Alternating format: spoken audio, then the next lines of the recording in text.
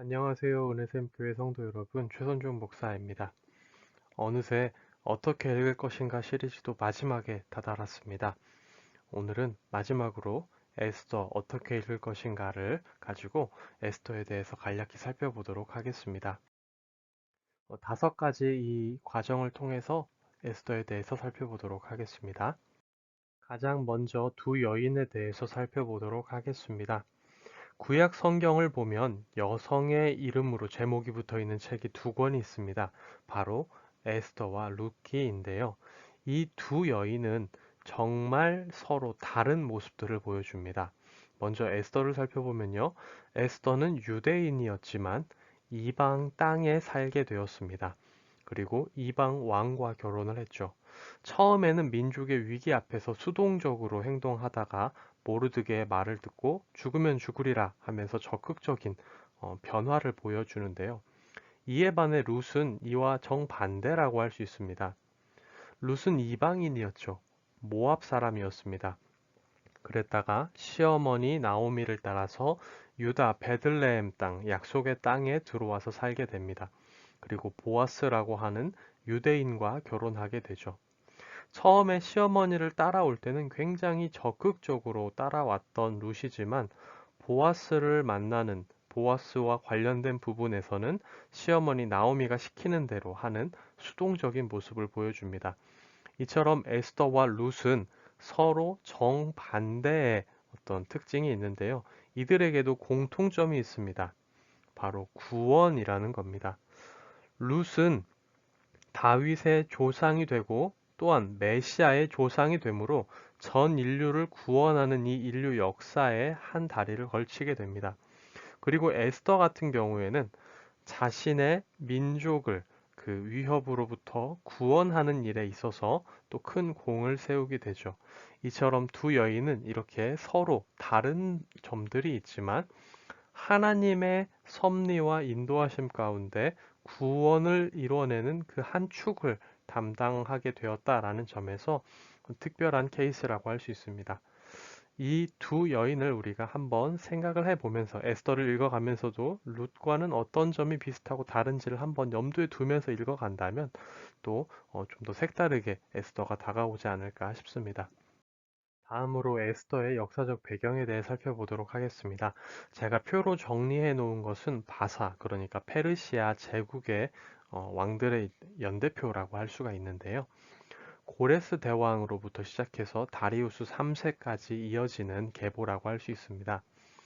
고레스 대왕, 성경에 고레스라고 나오는데요. 뭐 영어로는 키루스 대제라고도 하는데 이 고레스 때 바벨론 포로 귀환 칙령이 나타났죠. 그래서 유대인들이 다시 유대 땅으로 돌아갈 수 있게 되었습니다.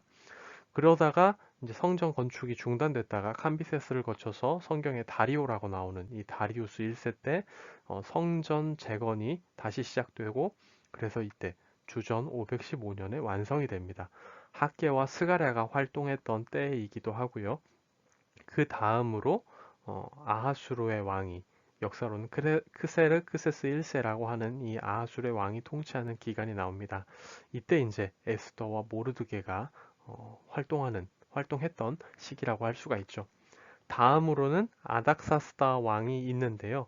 이때가 에스라와 느헤미야가 활동했던 제2차 바벨론 포로 귀환 시기라고 우리가 얘기를 해볼 수가 있습니다. 그렇게 쭉 이어지다가 다리우스 3세 때 알렉산더에게 멸망하면서 이제 페르시아 왕조가 이렇게 끊기게 되는데요. 조금 더 우리가 집중해야 될 부분은 다리우스 1세와 아하수르의 1세 부분입니다. 아하수르의 크세르크세스 1세 부분이죠. 여기를 보면은 마라톤 전투 패배라고 기록이 되어 있는데요. 이게 뭐냐면 다리우스 1세가 아테네에 사신을 보내서 무조건적으로 항복하라고 얘기합니다. 그런데 이제 전투도 안 해보고 무조건적으로 항복하라고 하면 항복할 사람들이 많지 않겠죠. 아테네 사람들이 그걸 거절하고 사신을 무참히 살해합니다. 그래서 이제 화가 나죠. 다리우스 1세가 아테네와 전투를 하는데요. 그 전투를 했던 곳이 마라톤 평원입니다. 우리가 지금 뛰고 있는 그 마라톤 42.195km는 그 사신이 마라톤 전투에서 이기고 그 마라톤 평원을 지나서 아테네에 승리를 전한 그 길이를 대충 추산해서 정한 건데요.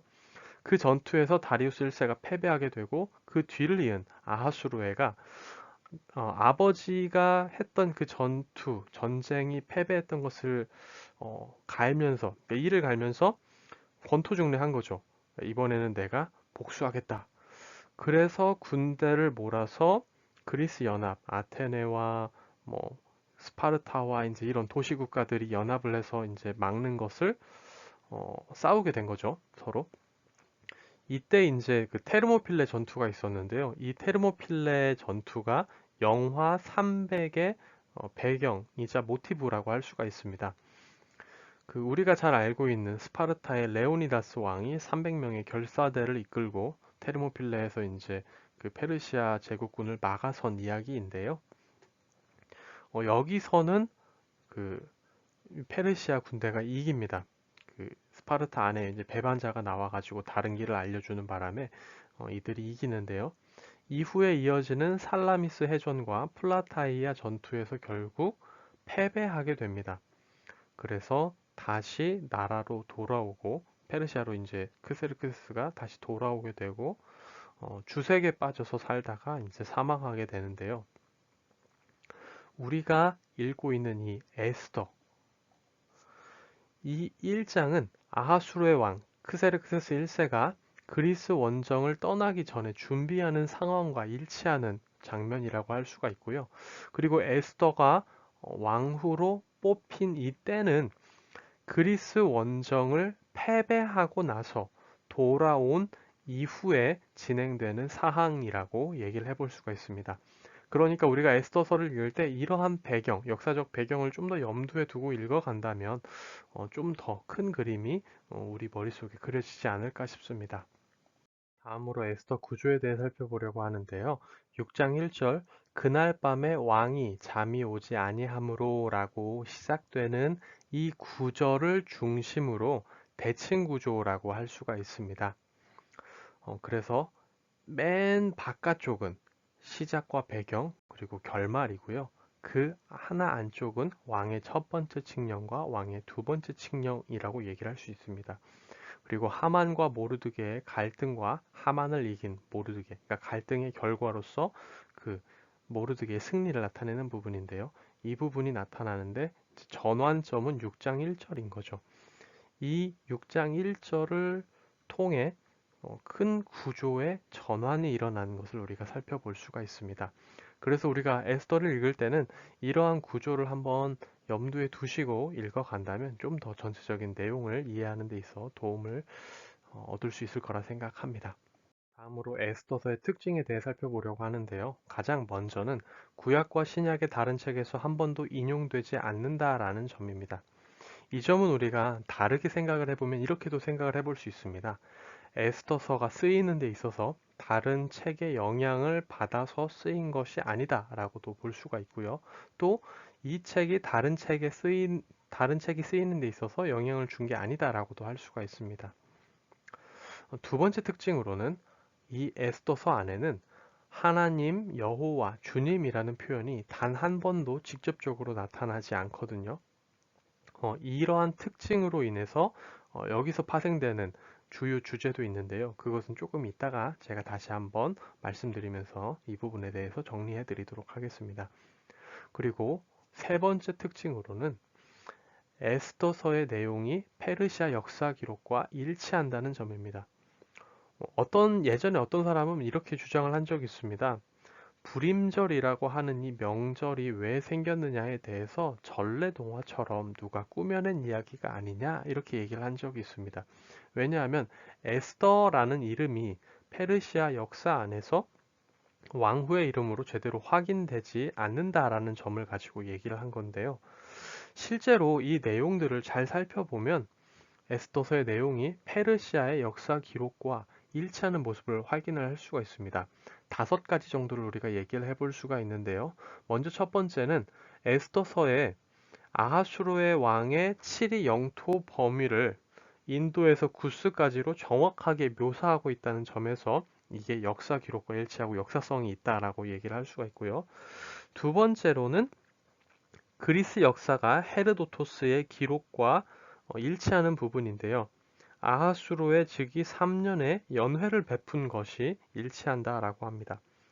그리고 어, 이 아하수르의 왕이 그리스 원정에 실패한 후 돌아와 환락에 빠져서 지냈다라고 하는 그 헤르도토스의 기록과 에스더서에 나오는 어떤 흐름들을 살펴봤을 때 일치하는 것을 확인할 수가 있고요.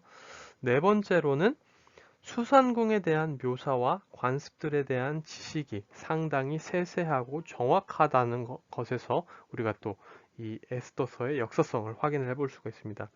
마지막 다섯 번째로는 에스더 안에 나오는 많은 페르시아 이름들과 용어들이 실제 페르시아 문서 안에 나타난다는 것을 우리가 확인을 해볼 수가 있죠.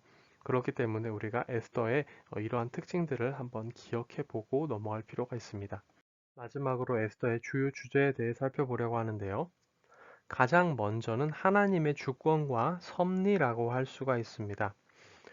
표면적으로 보면 이 세상은 인간 통치자들의 권력만이 난립하는 것처럼 보입니다. 에스더라고 하는 이 한 여인은 아무런 힘이 없는 것 같고 이러한 인간들의 역사 속에서 아무것도 할 수 없는 것처럼 보이는 연약한 한 사람일 뿐이죠. 연약한 하나의 여자일 뿐입니다. 그럼에도 불구하고 이 여인은 하나님의 주권과 섭리 가운데 하나님의 큰 일을 해내는 것을 확인할 수가 있습니다. 우리 당장 눈에는 인간 왕들과 그 인간의 권력만 보일지라도 그 권력 위에 있고 그 권력 너머에 있으며 그 모든 것들을 다스리시고 통치하시는 하나님의 주권과 섭리가 에스더서 안에 나타난다라고 우리가 얘기를 해볼 수가 있고요. 그래서 우리가 에스더를 읽을 때는 이러한 부분들을 염두에 두고 읽어야 하고요. 두 번째로는 보이지 않는 하나님입니다. 우리가 좀 전에도 얘기했듯이 에스더의 특징 중에 하나는 하나님, 여호와, 주님 이런 표현들이 직접적으로 하나도 나오지 않는다라는 거거든요. 성경에 이 에스더 말고도 아가서에도 하나님의 이름이 언급되지 않습니다. 그리고 또 에스더에는 성전, 언약, 기도 그리고 다른 유대교의 요소들도 나타나지가 않죠. 근데 이 부분에 있어서 그렇다고 해서 이 에스더가 성경이 아니냐 그것은 아닙니다. 우리가 금식 여기서 그 에스더를 읽다 보면 금식하고 그 하나님 앞에 나아가는 모습들이 있는데 유대인들이 금식한다는 것은 하나님께 기도한다는 내용이거든요. 그러니까 이들은 분명히 하나님의 이름에 대해서는 직접적으로 얘기하고 있지만 하나님께 기도하고 있고 하나님 앞에 행동하며 나아가고 있습니다. 그리고 모르드게가 에스더의 행동을 촉구하는 부분도 그렇고요. 의도적으로 하나님에 대해서 어떻게 보면 보이지 않고 감추어진 것은 그 반대로 사람이 또 하나님의 뜻에 따라 행동해야 되는 것, 그 인간 행동에 대한 강조라고도 우리가 생각을 해볼 수가 있습니다. 하나님의 어떤 주권과 섭리만 믿고 사람은 그럼 아무것도 안 해도 되냐? 이게 아니라는 거죠. 하나님과 주권과 섭리 안에서 우리도 인간도 우리가 행동해야 하고 말씀에 순종해야 하고 하나님의 뜻에 따라 움직여야 된다라는 것을 강조하기 위해 이러한 점들이 나타나는 것으로 우리가 생각을 해볼 수가 있습니다. 그렇기 때문에 우리는 또 이런 부분들을 에스더를 읽을 때 참고할 필요가 있고요. 세 번째로는 불임절입니다. 유대인의 절기 중에서 유일하게 모세오경에 언급되지 않는 절기가 바로 불임절인데요. 이 불임이라는 것은 제비 뽑기의 복수형입니다.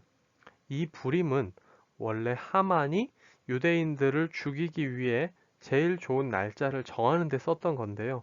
그게 끝에 가서 자신들의 이 운명이라고 할 수 있는 것, 이 운명과도 같은 제비뽑기의 결과를 뒤집는 데서 이 불임절이라는 용어가 의미가 있다라고 할 수 있죠. 그렇기 때문에 우리가 에스더를 읽을 때는 이 불임절이 가지고 있는 어떤 의미와 이것을 통해 일어나는 반전들 이런 것들을 생각해 가면서 이걸 읽어갈 필요가 있습니다. 네 번째로는 조상의 불순종이라고 얘기를 해볼 수가 있는데요. 뭐냐면은 모르드게는 이스라엘의 초대 왕이었던 베냐민 지파의 이제 그 사울의 아버지인 기스의 후손입니다. 그리고 하만 같은 경우에는 사울이 하나님께로부터 진멸하라고 명령을 받았던 아말렉 족속의 왕인 아각의 자손이거든요. 그러니까 어떻게 보면 그 사울과 아말렉 왕 아각의 그 대립이 이제까지 이어지고 있었다라고 하는 겁니다. 만일 사울이 하나님의 말씀에 순종해서 그때 그 아말렉 자손을 멸했다면, 그 아각을 멸했다면, 어쩌면 하만으로 인해서 이 유대인들이 위협을 당할 일도 없었던 거죠. 하지만 그때 사울은 순종하지 않았고, 결국 이 갈등이 이제까지 이어지게 된 겁니다. 그러니까 이 조상의 불순종, 엄밀히 얘기하자면 그 모르드게의 조상 사울의 불순종이 이 갈등 구조를 이렇게까지 만들었다라고도 볼 수가 있는 거죠. 그렇기 때문에 우리가 이 모르드게와 하만의 대립을 볼 때는 이런 부분들도 우리가 한번 생각을 해가면서 읽어가면 더 좋을 것 같습니다. 마지막으로는 민족주의라고 할 수가 있는데요. 실제로 유대인들 사이에서 에스더만큼 인기를 누리는 책도 드물다고 합니다. 왜냐하면 이 에스더서에 나오는 내용이 유대인들의 역사 가운데 자신들을 박해하던 자들을 이기고 승리한 몇 안 되는 사건 중에 하나를 기록하고 있기 때문이라고 합니다. 근데 이런 외적인 것을 빼고서도 에스더 안에 나타나는 유대인과 또 반유대인들, 유대인의 대적들, 그 사이에서 유대인들이 어떻게 민족을 이루고 어떻게 또 민족으로서 행동하는가, 그 모르드게와 에스더 개인뿐만 아니라 유대인이라는 그 민족이 어떻게 뭉치고 있고 어떻게 행동하는가도 우리가 에스더를 읽을 때 살펴볼 하나의 주제라고 얘기를 해볼 수가 있겠죠. 이렇게 우리가 에스더를 읽어간다면 충분히 어, 내용을 이해하고 또 묵상하는 데 있어서 부족함이 없으리라 생각합니다. 네, 제가 이번 강의를 준비하면서 참고했던 문헌들이고요. 이렇게 해서 작년 6월에 욥기 어떻게 읽을 것인가부터 시작되었던 성경 어떻게 읽을 것인가 시리즈를 마무리하게 되었습니다. 그동안 함께 해주셨던 은혜샘교회 모든 성도분들께 감사의 말씀을 드리고요. 저는 또 나중에 다른 기회가 있다면 다시금 돌아오도록 하겠습니다. 그럼 안녕히 계세요.